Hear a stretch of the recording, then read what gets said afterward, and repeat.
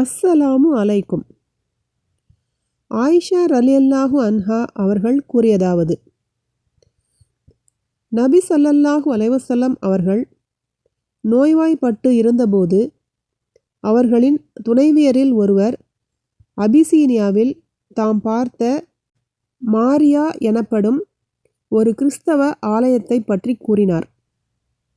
அப்போது ஏற்கனவே அபிசீனியா சென்றிருந்த உம்மு சலமா ரலியல்லாஹு அன்ஹா, உம்மு ஹபீபா ரலியல்லாஹு அன்ஹா ஆகிய இருவரும் அதன் அழகையும் அதிலுள்ள ஓவியங்களையும் பற்றி வர்ணிக்கலாயினர்.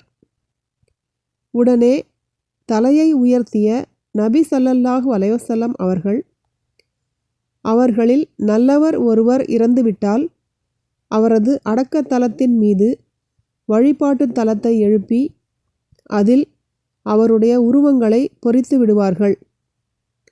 அல்லாஹ்விடத்தில் படைப்புகளிலேயே மிக மோசமானவர்கள் இவர்களே என்று கூறினார்கள். சஹீஹ் புகாரி 1341, அத்தியாயம் 23, ஜனாசாவின் சட்டங்கள்.